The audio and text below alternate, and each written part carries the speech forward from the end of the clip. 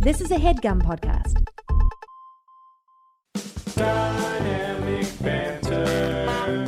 Mike and Steve are gonna do bits and have some fun. Dynamic banter. Honking horns and ringing bells and making good. Dynamic banter. Don't forget the history road on Dynamic banter. Hey everybody, welcome to the number one hit podcast in America, Dynamic Banter. And that's directly from the Census Report 2020. That's right. And we all know we're really good at a census in America, if there's anything we're good at. Welcome to the show, guys. This is what is this, November now? We're in November. We scooched through October like there was a stove fire. We were running away from it. And now we're in the U.S. We're dealing with a really pressure-heavy, stress-heavy, scary, disgusting, awful, sad, depressing week. All right. As Americans, we're struggling right now because we're worried. We're watching out all of our Black Mirrors and we're looking at all of our news outlets and shit, and it's really dangerous to stay in that realm.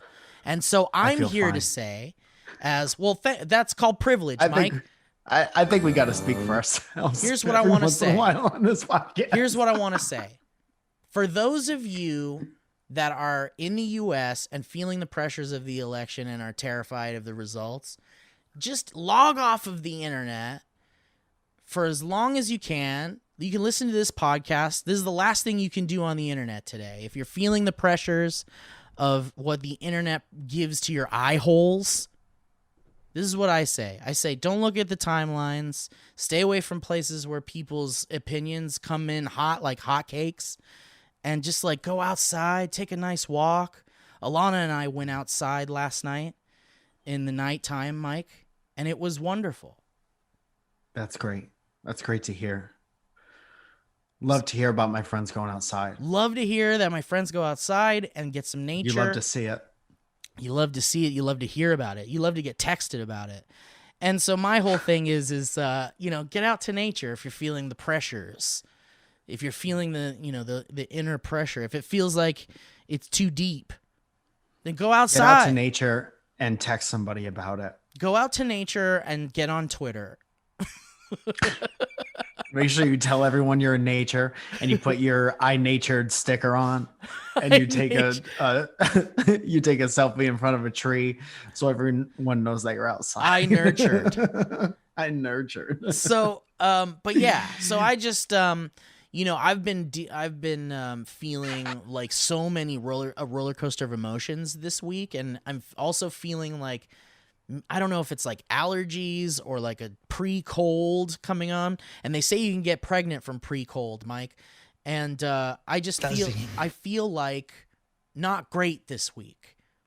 And there's a lot of different reasons why, but social pressures, political pressures, the fear of decisions being made in high places in ways we'll never understand. Those pressures I'm feeling them in my CB heart. If you'll never understand them, there's no use in worrying about them. Well, I'll never understand the intricacies of it, but I will have to accept the supposed results of said work and political shit. But that's the other thing too. It's like I'm seeing a lot of people say things like, and we don't have to stay in the political realm, but I'm just like, it's our podcast. We could talk about how we're feeling, and I'm currently pivoting to a political podcast. I think that that is clear that we're done with comedy, and we'd like to only talk about political things from here on banter out. Is what we'll call the show. And political. We're changing both of the the two words in the title to the word political. Banter político. But I heard someone say on Twitter, or I saw someone on Twitter say that no matter what happens in this election, and people outside of the U.S. are looking at us like, yeesh, what a dumpster fire shit's looking crazy from the outside, I'm sure, but I've seen tweets from people that I trust and respect, and they said after, no matter what happens, we're probably just gonna have to we're gonna have to get more interested in political things. And I'm not saying make your life all about it or whatever, but there are a lot of issues that I'm sure people are just learning about, especially when it comes down to the propositions and things like that. And I'm sure there's a lot of things that people are like, holy shit, I didn't even know that was going on. And for me personally, it's this is the most political I've ever been in my life these past 5 years, maybe 6 years or so. And forcefully in the SourceFed days when they were let's have political, let's make these let's make this kid that didn't graduate high school talk about politics and then make a fart sound, and then people will be like, oh, that's what I want to see. But for me, it's I wasn't very political, and I didn't really care about politics. And a lot of people are saying that it's due to that as the reason why we're in this quote unquote mess, in this divide in this country, and people being, brainwashed or whatever you want to call it. And if we had been more interested and paid more attention to even the little laws and legislatures and all those things that get passed along the way, those things are what led to this kind of this snowball effect of where we're at politically right now. And I think everybody can agree that in the US, we're in a state of absolute dumpster fire trash as far as our politics goes. And us trying to figure this shit out as a country and as humans and people with empathy, and hopefully with people with hearts that want to do the right thing and make the right decisions. And for me, it's I am just one person, but I know plenty of people that have a story similar to mine about how I didn't really care about politics because it's boring. I want to come and play video games. And it's I think that there's too many people, because even when you look at the demographics of voters, there's still a lot of young people that can vote legally that are not voting, and you see that every year. And it's you don't have to do all the research. You don't have to do all the research on the legislatures and all the little laws and things, but for the big ones that matter, it's important to at least align with people in your life and feel in your heart what you think is the right thing to do, and read a lot and learn a lot and talk to a lot of people and listen to a lot of people and then make a decision. But the fact that there's so little, there's still so many people that can legally vote that didn't vote, even now when pressures and pain and anger and all of the stresses are at the biggest boiling point in our lifetime. It's so shocking to see this divide and see all the people that are just either they don't give a shit or they don't want to, or whatever that is. So for me, it's I have to get interested at least about the things that I'm hearing experts, people who went to school to make their lives about learning about the intricacies of these laws, of these rules, and then furthermore of the science and all of the things surrounding the pandemic and all of those things, to trust people that are more educated in the realm and have dedicated their lives to learning about these things. I think it's important for us to just listen and read and find something that is affecting you in your life or your friends' lives or large amounts of people's lives, and think, would I want that to happen to me? And if the answer is no, then the next step is to do what you can to prevent that. And you have a power. You have the power to vote. You have the power to donate money to certain causes. You have a power to amplify voices and to join in with your fellow humans out in the streets and safely march for and stand up for things that you believe in. Because a lot of people are hurting. A lot of people are in pain, and this sucks. And it sucks for a lot of fucking people. And we can't just eliminate evil from the world, but we can balance it with at least more good for now so that we can get back on track. And I'm talking specifically about the US. And then once again, these are my opinions as the host of a show that is half mine. And, that I just feel like we need to start caring more, at least in the areas in which you're like, oh, I wouldn't want that to happen to me. If I can vote against something that will prevent a terrible thing from happening to me and my family, then at the very base core, if you feel that way, you can vote against that. And then you can extend that to people around you and people that you hope live a happy and normal life, because why shouldn't they?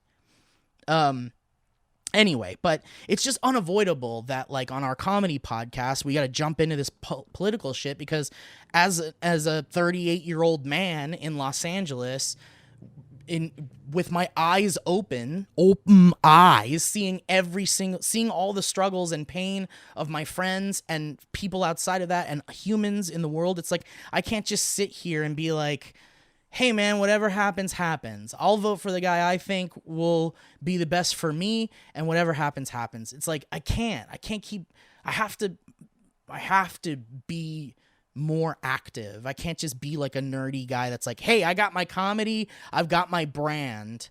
It's just, I just feel like for me personally, I need to be able to learn from all of these horrors we're all dealing with, grow, and then amplify the voices that need to be heard that aren't being heard. Mic drop. Great. Well, welcome back to Steve Learns About Politics. So today my political topic is no. But yeah, it's important to become an adult with a moral stance, and then to do your civic duty to care enough about your country to want to make it better. And there's no use. I mean, bottom line is there's no use in complaining about shit if you're not going to participate in the system. And there's no such thing as like, oh, I'm not going to vote because it doesn't matter. That's just, there's a million different ways to convince yourself not to do something and to not put the effort into making something better and then to blame it on something else or whatever. But you got to become an adult at some point, and you have to care more about the place around you. Yeah. And at least in the general vicinity, right? Like if you can't be bothered to care outside of your city, your country, your state, then you've got worse problems. But at least think about your community. At least think about the people like in your immediate vicinity. If you live in an apartment complex full of people, just think for a second about what those people are struggling with. And if it's similar to your struggles, and how your struggles are not unique really. And there are people that go outside of that to help others. And it's like, that's great. And those people deserve to be elevated and respected and written about in history books. But it's like, you can't just sit there and not think about that, and not think about how there's people around you that all feel like they're the center of the universe. And it's like, it's dangerous, but it's like, you don't want to live like that. You don't want to live where you're just in your bubble and nothing matters. It's just so selfish. It's such a waste of life. It's such a waste of, I don't know. And I can say that. And I know there are probably people that disagree with that and feel like that's not a waste of life. Like, how can you say what a waste of life is? Look what you're doing. And it's like, I've never said what I'm doing is the way to live life. As a matter of fact, I would say I am not a role model for how to live life really in a lot of ways. Cause I feel like I rely too heavily on luck and the unknown to kind of carry me through life. And it's like not really the safest way to do it. Like you got to plan, you got to figure shit out. And it's just like, for me, it's like you just have to think about in your heart, how do I want to be treated by people? Like, how do I want to be treated? Do I want to be treated with respect and care that what I am doing with my life is important because I am an important person in my universe? Then like extend that to the people around you. Period. Just give the same people that respect that you expect from them. And then that's that, That's that. It's that easy. Listen and feel and talk and engage in discussion and be open to new shit and fucking listen to your heart and do what's right. That's it. Right? Uh-huh.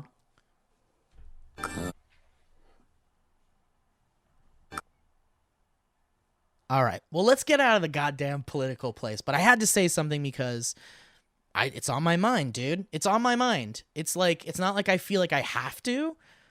Mm-hmm. In some ways, I feel like there is a responsibility from people with a platform to kind of like at least project a message of empathy and love and respect of your fellow earthlings and shit. And I feel like I don't like go beyond that really.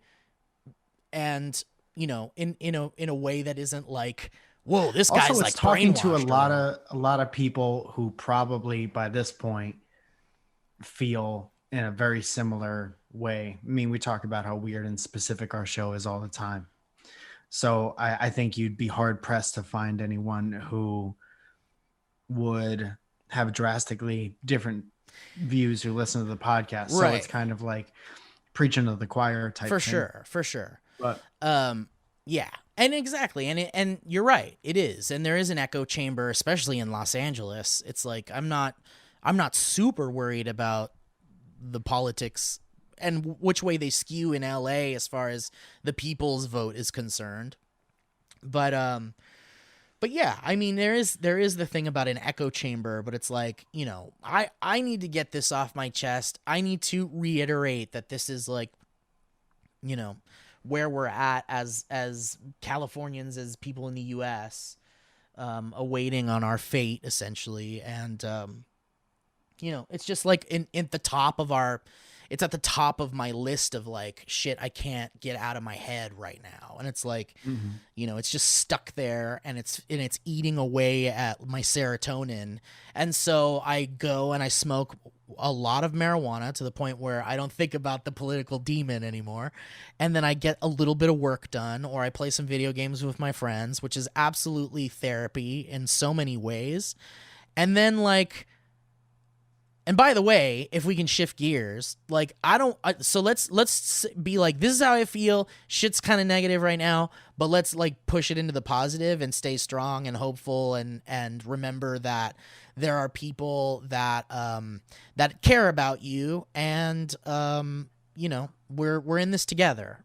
If you're if we're all kind of feeling the same way about it, so you're not alone, is what I'm trying to say. So I want to shift it to how last week Mike and I did a fucking live show, the Dynamic Banter live quarantine show.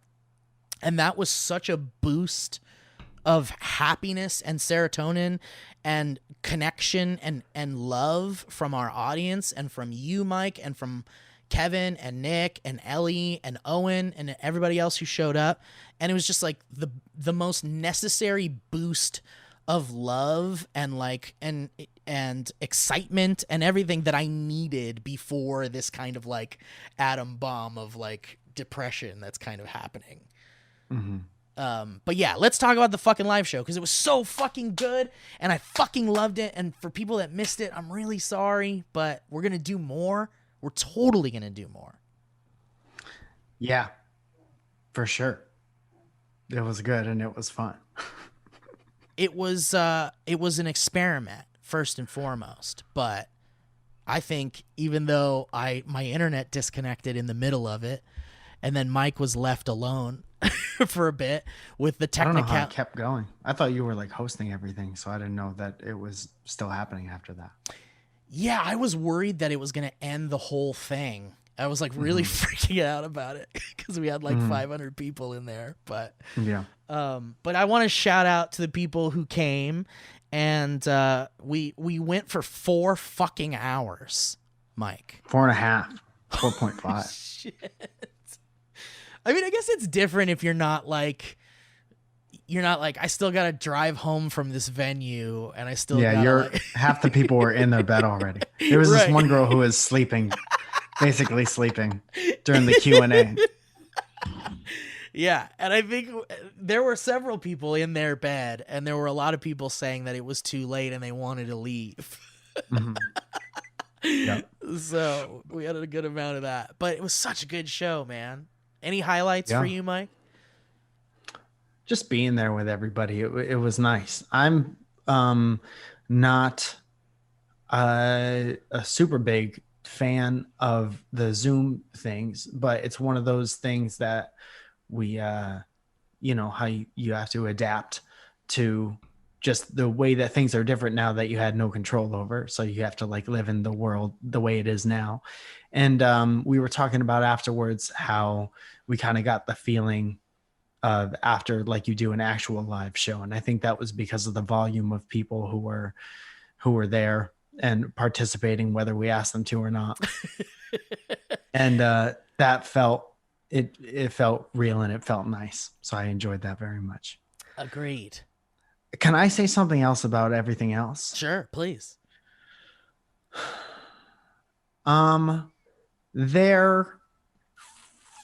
So we're all kind of in our own places for the most part. And I think there's really something to keeping an eye on what is like too much for you. Yeah. Personally. And like I remember I was shitting, and early this morning I was shitting, and I opened Facebook, and I read some things, and my thought was like, I remember when Facebook was all about how Mark Zuckerberg could see who his ex-girlfriend was fucking. And that was kind of that was the golden age of Facebook. And now it's just a little microphone for everyone. Yeah. And how we don't necessarily need that. There's a bunch of people who just don't. I mean, you say whatever you want to say because we're in the land of the free and we're in the land of the free. Hope and eyes. And I closed it, and then no, don't play the music. I'm making a point. And then I closed it, and then I opened it again, and I was like, what am I doing? Why am I on this? I don't need to. I know how I feel, and I have a pretty good gauge of like what I think it is to be a good person. So I closed it again, and I was like, I don't think I need this. And the point I'm trying to make is during quarantine, if you're alone or with way less people who you were with previously, the idea of too much of anything is kind of blurred and skewed. But I definitely think we need to check in with ourselves and think about if we're overextending ourselves in certain ways, emotionally or whatever, all the different ways you can overextend yourself. Shout out Inspector Gadget. So I just think that there's no one around. Here's another part of being an adult. There's no one around to tell you that you're doing too much of anything. Right. So you have to really be quiet every once in a while and check in with how you feel. Because after everything, you're still going to have your life and you're still going to have to live with yourself. So you got to make yourself good. And that's what I'll say. I really hope that, like, first of all, very well said, my friend. I'm going to come. I really hope someday, like, we look at things like Facebook and Twitter and Instagram as like, because, we already know that whenever you look at Facebook or Twitter or Instagram, most people are like, they're all about how well they're doing and what a happy time they're having, and like whatever, like it's all about showing the best version of yourself in these social media places. But we all know that like that's fake, and we all know that like you're just showing us what you choose to show us, and the real stuff is for you, and that's fine. But I think I want to see a future where like we look back on social media, or we just look at social media as exactly what you said. A microphone for every single fucking person on the planet. A free microphone. But it's like whatever they're saying is probably bullshit. And whatever they're showing you is also probably bullshit. But so like we shouldn't take that as the truth of any of these people. Dude, I'm saying like, I mean, people share their truths. I'm not here to be like what you're saying isn't your truth and what you're saying is bullshit.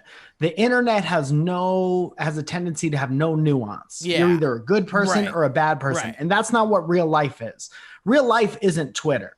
Right. Real life is not like Twitter. Right. That's like saying, same thing with like, you have to go out and experience life. And I know we can't right now because of what everything is, but you can't like live in the Northeast your entire life and never go to fucking like Wyoming and then pretend you know everything about Wyoming and the Right. people there and why they are the way they are, and the opposite way. Right. And I'm just saying people are always going to do whatever the fuck they want on the internet. Yes. For you, Yes. you have to decide whether it's too much for you. Right. And you have to be the one to slap your own hand and be like, yeah. because people gonna people. I think we're on You the know what I same mean? page. I think we're saying the same thing. Because what I'm not just saying that like everything on the internet is bullshit. I'm saying that like I hope someday we can look at it and be like, well, whatever you're doing on the internet is whatever you're doing on the internet. It's maybe not your truth. Your truth is when you make a real connection with somebody and they're in front of you and you can get to know that person. Then you'll find that like, they're not just Twitter and they're not just Facebook and shit. And I think there's too many people that like look at Twitter and think, like you said, that that's the world's opinion. Like, there's no way it is. It's not even, it's like a fraction of a percentage of the world's opinion. And then even then it's less of someone's opinion. But we fill our timelines with people who we feel like are our world, and we make our little world in social media of people we want to see and talk to. But yeah, I would hope that in the future, people will realize that the world is bigger than social media. The world is bigger than all of this shit. And it's important that that is a known thing. And then we can look at social media as like kind of a jokey, like open mic stage that like also spreads good information and shit. But it's like, don't leave that as the end all of information and comedy and shit, and look to the outside where the world is open to so many new and better experiences than just this place where everybody has a fucking microphone, including us, Yeah, don't listen to the podcast, especially. Like, listen to You ever jerk off in the woods, Steve? It's like, You ever listen. make that kind of connection with nature? I've never jerked off in the woods. No. You gotta I would jerk off in the woods or field. You gotta make sure no one's around. I've had sex in the obviously. woods. You gotta make sure it's your own field. Does that count, or does it need to be me? No, you gotta be by yourself. Gotta be by you gotta myself. make that, unless you're having sex with a tree or dendrophiliac, I think is what they call that. Is it legal to jerk off in the woods? If it's your woods. That's why you buy land, Steve, so you could jerk off on all the parts of it. If you had a house, you telling me you wouldn't jerk off in the room in the house? Oh yeah. Yeah. I would do it on moving day. Have you jerked off everywhere in your house? I'm not like in the closet. Yeah. I don't know if I've jerked off in this room. I should call Zoya. She would know. Give me a second. We can cut this part out if you want. My friend Jamie got me an Ultimate Warrior t-shirt for my birthday. I'd like to say thank you, Jamie. Let's see it. Why aren't you wearing it? My friend Justine made me coasters with, and those were very nice as well. I ate 14 Reese's peanut butter cups. God damn it. All right. Well, she's not, I don't think I've jerked off in here. I'll be honest. But there's a couch in here now, so everything could be different. Let's play the new game that's sweeping the nation. Have I jerked off in here? Okay, Steve. Welcome back. We got Steve from Southern California. Steve, we're in a bus stop. Sure. Have you jerked off in here? No. Okay, Steve, thank you so much. And join us next. Like, you don't win anything. Right. You're just asking somebody. You bring them to a random place and you're like, did you hear or no? Is that something you can do? Or is that not okay to ask people if they, yeah, that's not okay. Why would that not be okay? I don't, well, because like I was thinking, imagine walking up to, because you'd have to walk up, like you'd have to pick random people, right? And yeah, but you would get them to sign some kind of like consent form afterwards. But it's like, imagine walking up to like a woman and being like, you ever jerked off here? It's like, yeah. Well, you could also not do that. You could choose. Well, that's to not why I was do thinking, it. Is that illegal or is it just not okay? I suppose maybe there would have to be a volunteer if you wanted to sign up. Let's play the new game show. Is it illegal or is it just not okay? Is this illegal to ask you or no?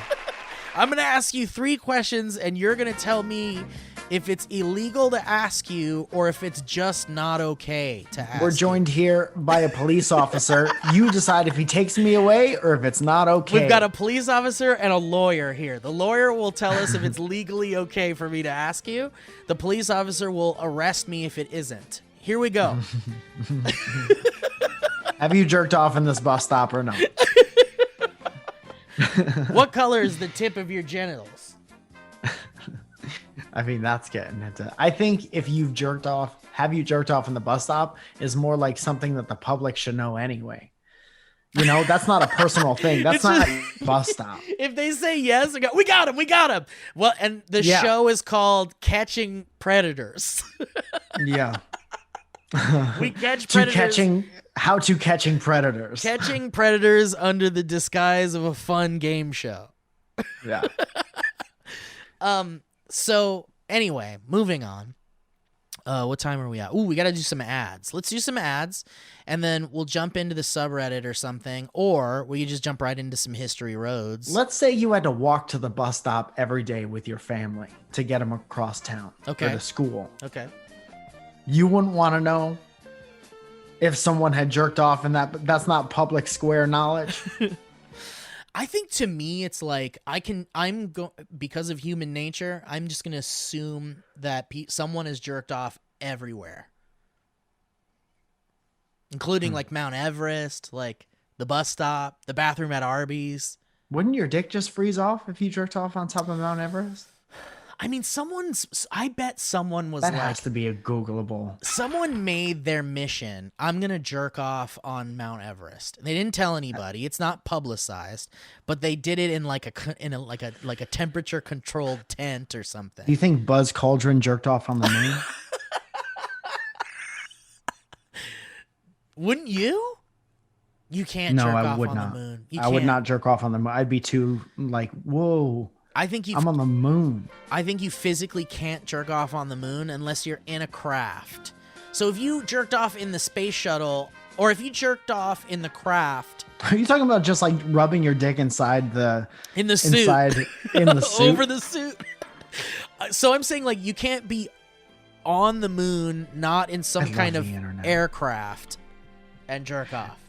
Dude, this is what we should be using the internet for. Okay. This is what are you talking about? This is what I use the internet for. There's a Reddit post from 4 years ago. Would it be possible to jerk off at the peak of Mount Everest? And I'm Googling, can you jerk off on the moon?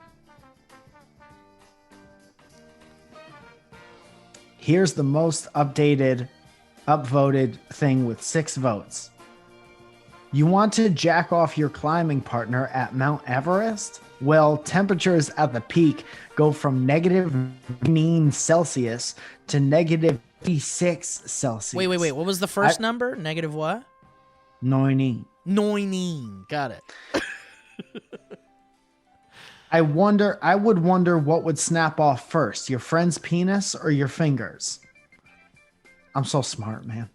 Yeah, but like, but you're telling me no one's jerked off on Mount Everest? Because I would I'm saying maybe it wouldn't be possible I'm to jerk saying off on the top of Mount Everest. it might be possible inside of a tent with like thermal gear and shit. You think somebody essentially made a home base on top of Mount Everest to jerk off, or had like a little tent that like, because I mean, how do you even get to Mount Everest? Because it takes like days or something, doesn't it?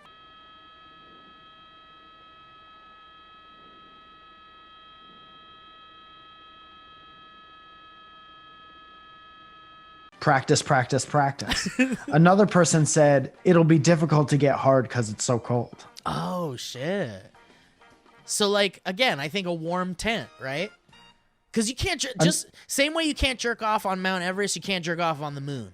But you could jerk off in a craft on the moon, and you could jerk off in a warm tent on Mount Everest. So you're saying take a spaceship to Mount Everest and touch your dick off. Yes, exactly.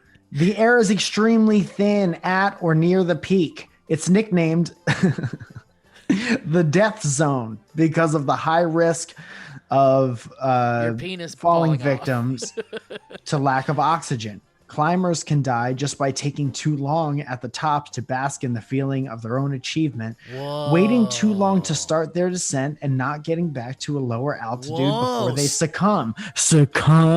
So maybe there isn't time to do it unless you have some kind of thing that could keep you warm.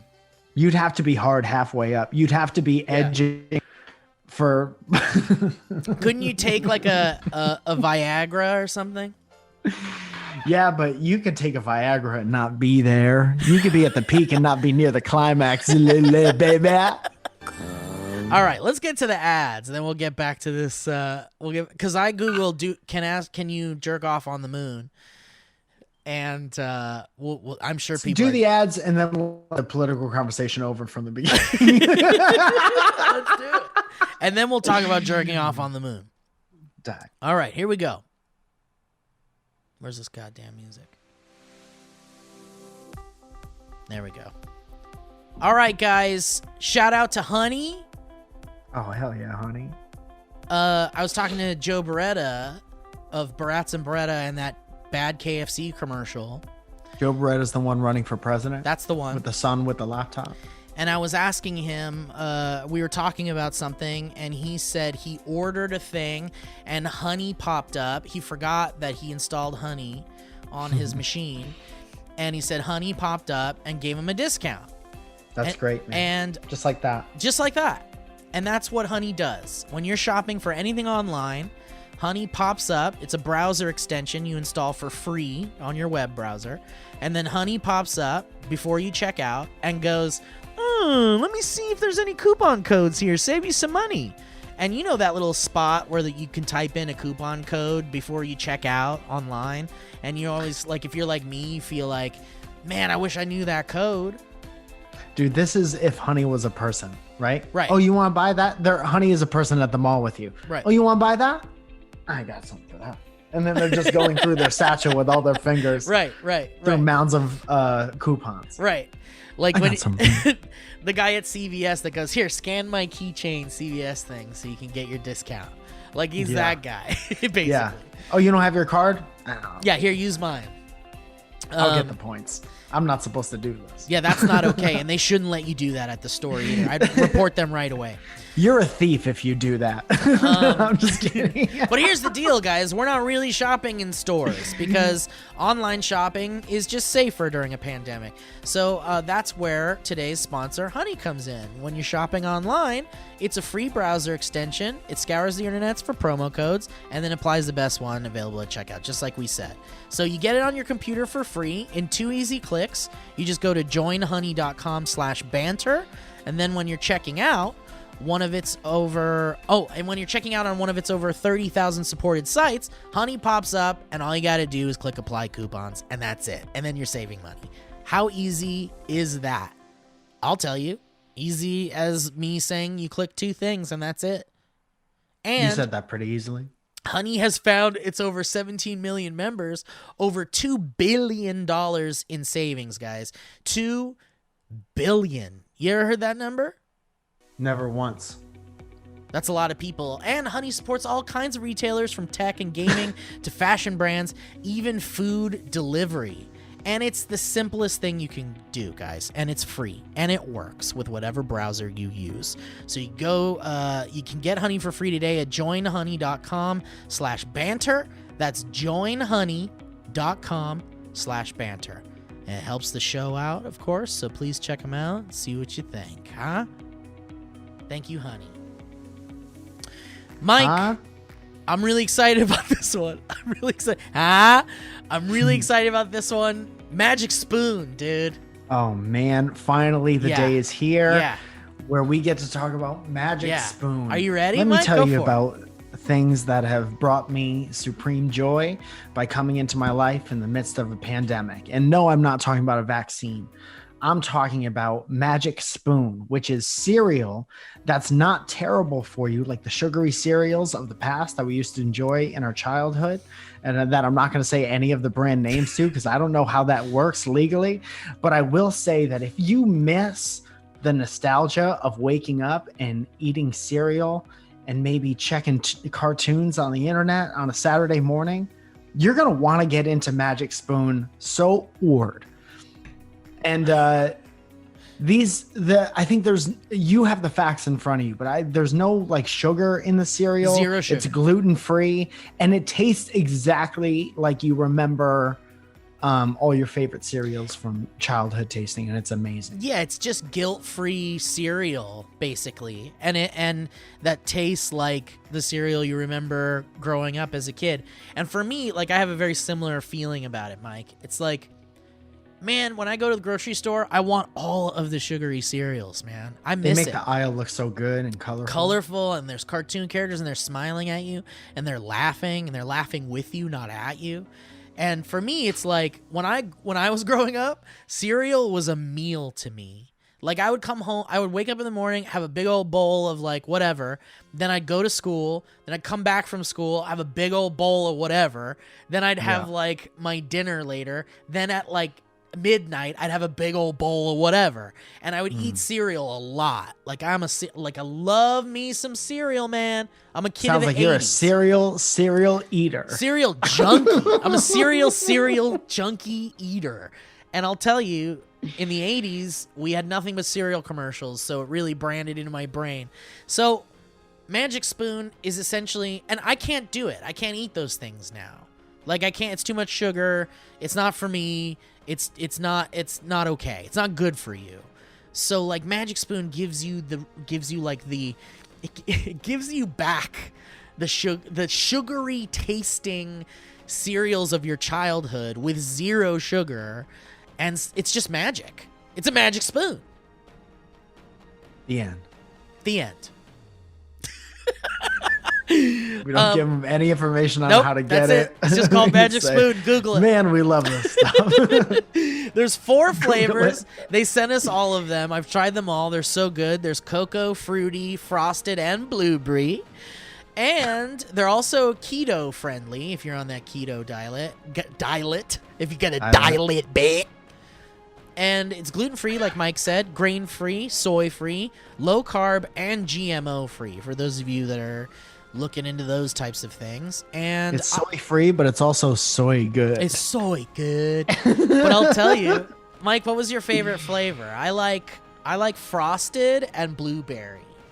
So I haven't tried the blueberry yet, but the first one I tried was the what's the one that's cocoa, like all fruity, yeah. Fruity. And that was instantly like, oh my God, this tastes just like childhood. And so my favorite one was the fruity. I'm really excited to try the blueberry. And they're absolutely snackable out of the box too, because that's a big thing. Absolutely for me. Snackable. Absolute, dude. That boy is snackable. I'll tell you. Because cereals are meant to have milk in them and eat them in a bowl. But for me, the cereal junkie, I like to reach into a box and snack on it like it's a little snack while you're watching your TV or whatever. And we're not sitting here and telling you how to eat cereal. We're not telling you. We're not telling you. We're not telling you milk first, cereal next, cereal first, milk next. We're not telling you any of that. We're just saying it tastes good with and without milk. That's also very important to me as a cereal boy. So we should just stop gushing about it and tell you guys where to go. You go to magicspoon.com/banter to grab a variety pack and try it today. And be sure to use our promo code BANTER at checkout to get free shipping. And Magic Spoon is so confident in their product. You guys ready for this? Yes. It's backed with a 100% happiness guarantee. So if you don't like it for any reason, they'll refund your money. No questions asked. Wow. That's magicspoon.com/banter. Use the code BANTER for free shipping. And we want to thank Magic Spoon for sponsoring the podcast. Thank you so much. Thank you so much. All right. And last but not least, Mike. Yes. Another new sponsor. 2 new sponsors. Tushy. Oh, nice. We got some Tushy here, Mike.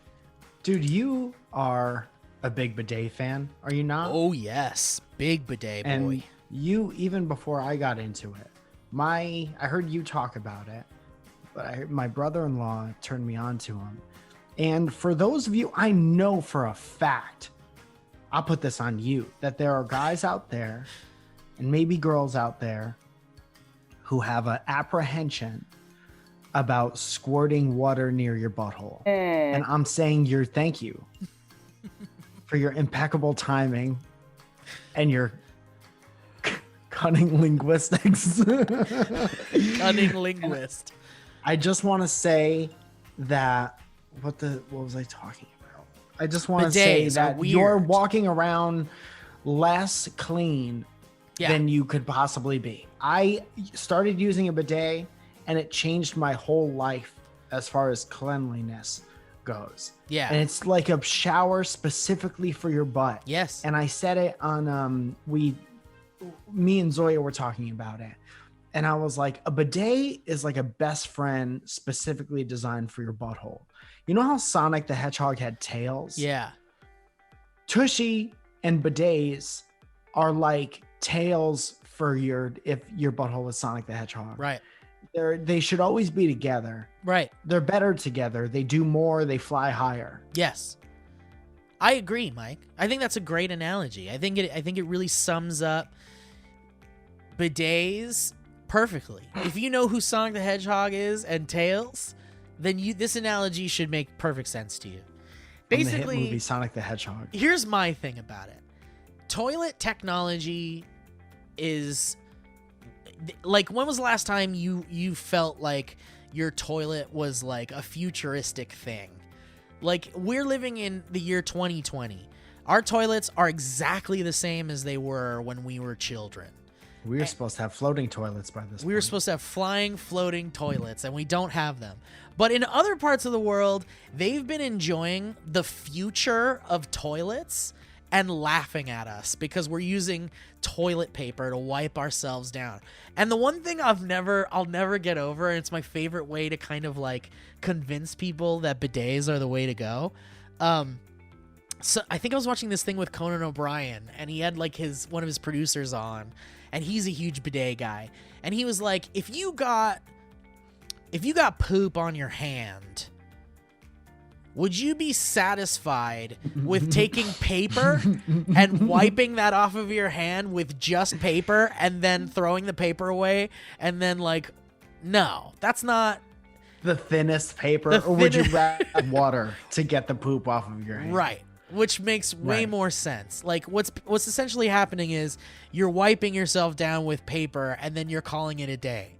And it's like, with a bidet, you're using water, just like Mike said. And it's just, I don't know, man. It just feels like we're living in 2020. We should have 2020 toilet technology, and that's exactly what this is.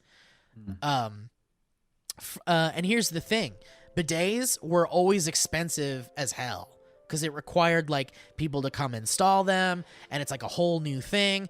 But now with Tushy, it's so easy. It's an attachment that goes onto your toilet, and it's just easy to install.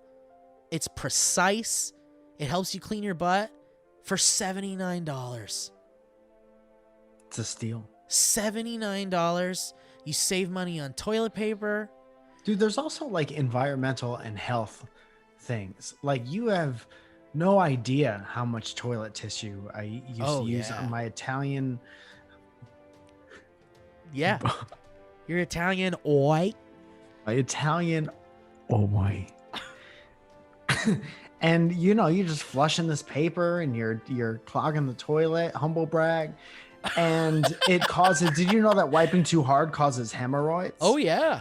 And these are all things that are like, be better for the environment, be better to everyone's always talking about self-care. Right. There is nothing more self-care than a bidet. Right. It's just live it. It just makes sense, you guys. And here's the deal. It attaches to your existing toilet and it doesn't require electricity or additional plumbing. Because toilet paper, and it cuts toilet paper use by 80%. 80%, guys. Think about that. So the Hello Tushy bidet pays for itself in a few months. That's one of their models, the Hello Tushy. Because with Hello Tushy, you don't wipe at all. Even the best 2-ply just can't cut it when it comes to a hands-free poo-poo experience. So why don't you ditch the paper products and uncomfortable chafing and all the grossness that comes with attacking your butt with a piece of paper and switch to the soothing, cleansing stream of water from a Hello Tushy bidet attachment. You guys know I'm a big fan of bidets. This is the one, guys. This is it. This is time. It's your time.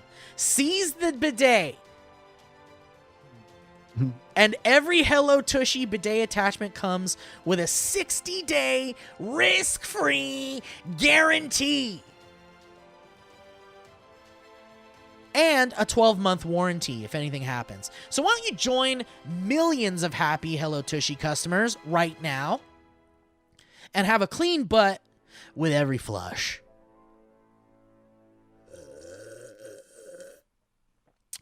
So go to hellotushy.com/banter. That's hellotushy.com/banter to get 10% off. This is a special offer for our listeners. So just go to hellotushy.com/banter. Get your 10% off. And then thank us. Send us a History Road email and thank us, because I know you'll want to. Because your life will change for the better, I assure you.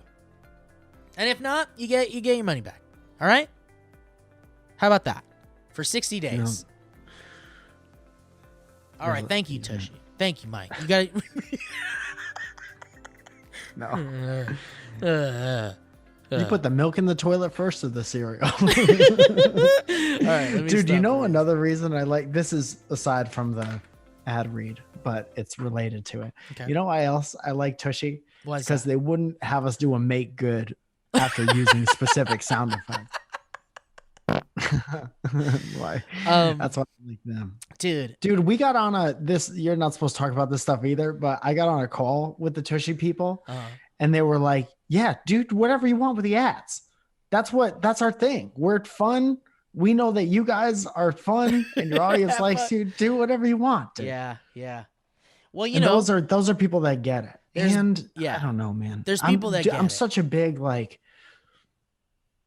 sometimes you get ads and you're like, okay, this is what pays the bills this week. And then we started seeking out our own things for the most part. And Magic Spoon and the Tushy thing, even Honey, man, all good. They're all things that'll help your life. But whatever. You said something interesting in the middle of that. Do you have a strong preference for what goes in the bowl first, cereal or milk? I mean, yeah, I do have a strong preference. I think it's absolute madness to put milk in first. Yeah, me too. I think those people should be watched carefully. People who do that. Yeah. They should be observed, make sure that they're not hurting animals or anything. You think that there's a correlation? There could be, because it seems like extreme insanity. So what are you thinking? We're on the same page with that. I can't understand milk. I don't know why you would want to do that. I just don't understand the benefits at all. A lot of people say it keeps the cereal crispy. And I'm like, just don't invite milk to the party then. Or have a glass of milk while you're elbow deep in a cereal Or box. you could put a little bit of milk, like you coat the top layer of the cereal with a little bit of milk. Yeah. You just don't use a ton of milk. It's cereal. It's not soup. Right. It's not breakfast soup. It could be breakfast soup. It's not, though. It's cereal and milk. It's because you eat it with a spoon doesn't mean like ice cream's not soup. You've never had a beef stew where you're like, damn, this is more like cereal than soup. No. Never once. There's so much less broth in here. I feel like I'm eating lunch cereal. What am I eating? A drippy sandwich? Hold the bread? This salad dressing is really wet on this Can salad. I ask you something else? Here's another human nature thing that I have a very strong opinion about. Sure. And it's tied to the way I see people and friends in general. Sure. How do you feel about if you're in a casual conversation with someone, maybe you went out to coffee to reconnect with an old friend and they have a booger in their nose, a visible booger. Yeah. What do you do? I mean, I guess I'm the kind of, I think this might say a lot about the type of person you are when please be honest. When you answer this, I'm being honest. It depends on who it is. If it's someone I know really well, I'll be like, hey, you gotta, if it's someone I don't know well, I don't know how they'll react to that. And so I just let it be. But someone you don't know well, but you're at coffee with them. Yes. Like you need to sit down and have a long conversation with them. You sit down, you know you're going to be here for like an hour at least, and they have a booger. Yeah. I mean, I think you would just let them sit there with a booger that probably moves while they're talking or laughing. It's funny because for me, it's like I would want someone to tell me. Yeah. But it's also like it could be uncomfortable. Do unto others. It could That's be a do unto others. It is a do you unto spent the others. first 45 minutes of this show talking about how you want to be treated like you want to treat others like you would want to be treated. Yeah. But that's not you like, gotta tell them. But that's not empathy. You have to. That's not Dude, empathy. That's just like a courtesy. That's absolutely empathy. No. If you would want, why are you saying no? That's absolutely an empathetic thing to do, to be like, I wouldn't want to get in my car after I had this great interaction with someone and look at my rearview mirror and see a booger and be like, why the fuck? I disagree, because not saying it doesn't make it you a bad person, and then not. I didn't say that. And well, but that's empathy. Empathy is like feeling the emotions of that person and relating the emotions in yourself.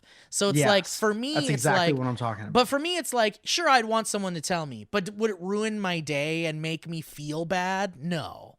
Like if I went into the mirror and went like, oh fuck, I have a booger. Why didn't they tell me? That doesn't make me feel bad. It just makes me go like, oh, they didn't tell me. This is gone. So it's like, but if you're looking at that person and you're like, if I had a public interaction and didn't know that I had a booger on my face, that would make me feel bad. You would be embarrassed by having a booger on your face in public. True or false? I guess for me, it would be like, I don't want it in there, but it's like everybody gets boogers, so who gives a fuck? Like, would you be embarrassed? No, it doesn't. If you had a booger on your face in public? No, because I'm the kind of guy you would never be embarrassed. No, because I'm the kind of guy that would put a fake one in my nose and go around with that. I had this like thing that could hang out of your nose and look like a fake booger. I just don't have that. I don't have the embarrassment of that. Like, it's funny because it's an embarrassing thing. Well, I don't like it, but but it's like, it doesn't make you like gross or bad if you have a booger in your nose. It's it's just like, I can understand why it would be embarrassing for sure. And and it certainly can be, especially if you're like on a date or something. I'll make it about me. I would be embarrassed if I had a public interaction where there was a booger on my face. If I ordered coffee and I took down my mask and I just had a stalactite or stalagmite. I don't know which one. That's the other thing. The size of it matters. I think the size of it matters. I think if it's visible, the size is irrelevant. Oh, I'm really? saying that would be an embarrassing situation for me. Yeah. So I would look at somebody else with a booger and be like, I don't want them to have that kind of embarrassing situation. Yeah. So I would tell them. And for you to say that's not an empathetic gesture is incorrect. Well, I'm saying that's the definition of what empathy is. But I think it depends on the booger for me. Like if there's a waiter that comes over to me and they're like, they pull their mask down for something, first of all, I'm going to be like, I'm out of here. Fired. Don't take your mask from the down. restaurant. But if I went to like, okay, so let me make it a different thing because it's a stranger. So let's say it's you, okay? So you come over and you take your mask down to smoke something or whatever, and you're still 6 feet away from me. It's safe. And you've got this Jesus Christ. You've got this big, giant fucking snot thing in your mustache from your nose to your stash. That's an instant, oh, dude, you got like the biggest booger in your life. That's nice. But if there's like a little dude in there that's just kind of like not bothering anybody, then that's like, I'm not going to say shit. Okay. I suppose that's a personal preference. Yeah. I think I would be, if I went back to my house after I smoked something 6 feet away from you and I saw a booger dangling out of my nose, even if it was just a little bit, I'd be like, how fucking long was that there? That couldn't have been there when I was at Steve's house because he's a friend of mine and he would tell me that I had a booger hanging out of my. Yeah. For me, it really just depends on if it's like, if it's bothering me. If it's Dude, what if you had a general meeting on the Warner Brothers lot, right? Okay. And dude just had fucking, it was like down to his chin. And every it was time he like, laughs. like a Squidward face. Yeah. Not Squidward. What's his name from Futurama? Zoidberg. I mean, I'd say something. But so knowing funny. my luck and how I deep down feel about it, I'd be like, oh, dude, you've got like a hanger. And he'd be like, oh, man, that sucks. Oh, man, we'll never give you a job. And then he wipes it off and then he goes, oh, wow. Okay. Well, mood killer. All right. Well, anyway, meeting's over. Anyway, so I'll see you later. Like that, knowing my luck, I'd be like, fuck, I shouldn't have said something. All right, let's do some history road. Let's do like 2 history roads and then we'll get the hell out of here. How does that sound, Michael? Okay, what day is it? 900. Day 900. Captain's Log.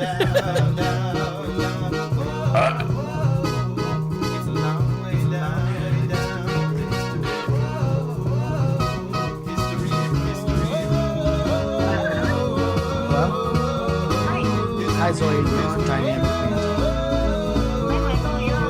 Banter. You're right.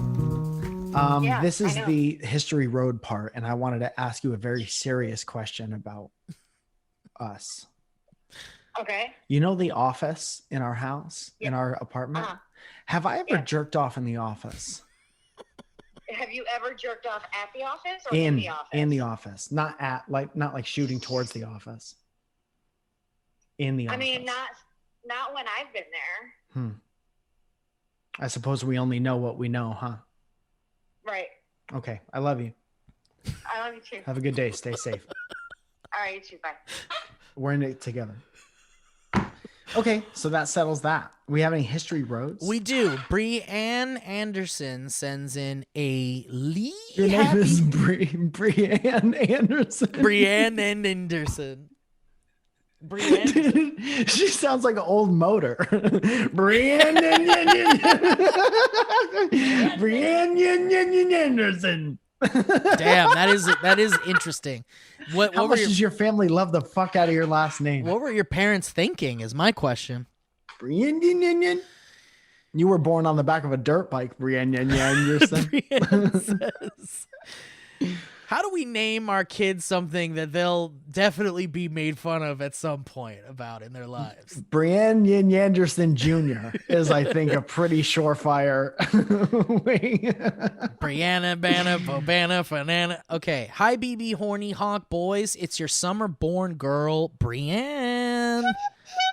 Just had a quick history road for you today. This year has been not so good. I struggled, as I'm sure a lot of us did, with my mental health a lot and went through a few months of denying myself things that I loved and found joy in because I didn't feel super deserving of it. Very relatable. I hadn't listened. What does that sound?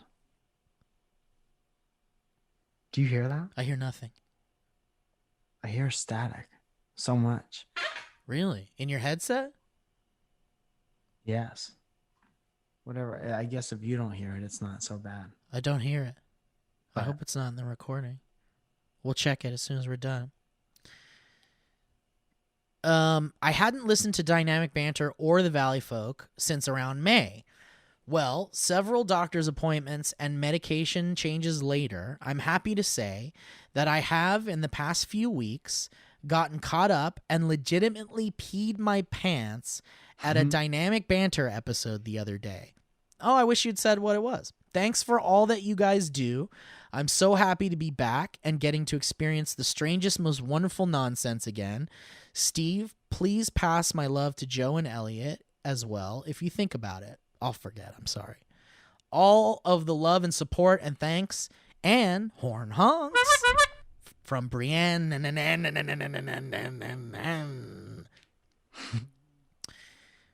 Buckshot. Buckshot Legend sends us an email. What the fuck is that? I used to play Buckshot Yeah, me Legends in too. the arcade. with the gun. Yeah. And you hit it up against the screen. Right. Hello, you beautiful two-horn boy toys. Last week you said something along the lines of, y'all want to thank anyone who's spent money on Fork Knife and made it good. Well, you're welcome. I've spent too much, and I'm glad you are having fun. Your loyal listener, George. P.S. I want to gift Mike the skin that looks like him. Oh. Oh, that's funny. And he put his phone number in there, but, we don't have time for that shit. All right, one last one from Callie Payne. Spooked Thank by... you very much for wanting to... I just want to say thank you for that last email. Indeed. Yeah, thank you. Thank you for all the emails every time. Callie Payne says, "Hi, Mike and Steve. Hope you BB boys are doing well and staying safe. Here's a little history road for y'all. My name is Callie. I'm from a little town in Texas where everyone's humor is 2012 Facebook memes. Yikes. Anyway, I What a wanted... nightmare. I'm so sorry. Anyway, I wanted to share a little story about listening to the pod and nearly crashing my car, which is a story I'm sure y'all have heard many times. I don't want to do the podcast anymore.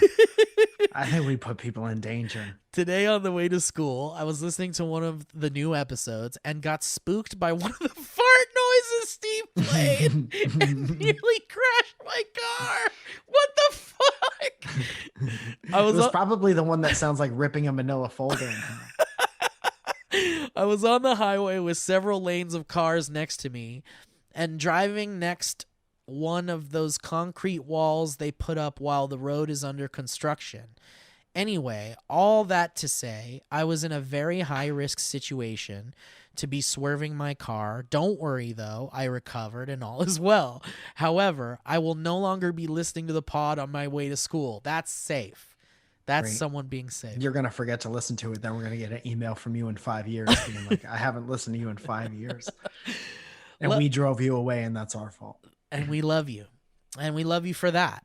Love you, Mike and Steve. I've been listening to the pod since the very beginning, and I'm internally grateful for all the laughs over the years.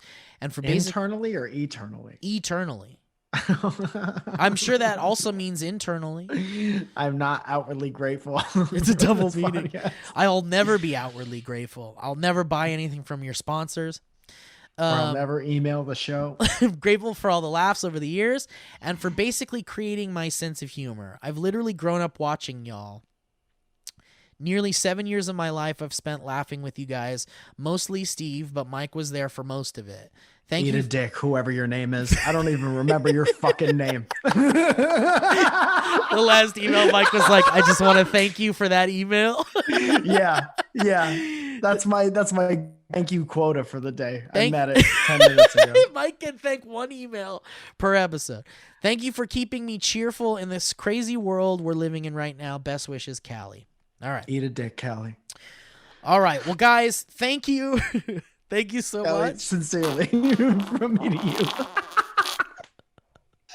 Remember when me and Steve did this podcast and Callie was here too for a second? He to dig. Thank you all so much for listening. I hope that this brought you a little bit of joy today. It brought us joy, brings us joy, having fun with you guys. Thank you again for everyone who came to the live show. It worked, so we're going to be doing more so everyone can get to experience it. And that's all. That's all. Callie's going to have to do a make good email. All right. So Callie, you better get ready. And change the locks on my virtual doors. All right. Well, listen. Thank you for listening to the show. I share Mike's sentiment. Appreciate you all. Thank you for coming to the live show. For those of you that came, I jumped into the Discords for Dynamic Banter. So did Mike, right? Are you in those Discords? I think so. I don't know if I've said anything yet. I don't. But I feel like it would be fun to pop in there from time to time. So, and this is the first time I've joined the official Dynamic Banter Discord too.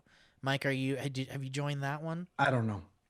Mike's not sure, but we'll look it up. We'll put on his reading glasses and we'll help him figure it out. But no, it's not that kind of situation. It's not like that. But listen, it's different than that. Listen, guys, it's different than that. This has been. But guys, thank you so much. We appreciate you for being listeners of the show and supporting us by getting our sponsor stuffs and leaving us reviews and looking at our YouTube channel. We're very blessed, and you guys are a big part of helping us get through this terrible thing, and we're in this together, and everything's gonna be all right as long as we keep making jokes about John Travolta. Please welcome. All right.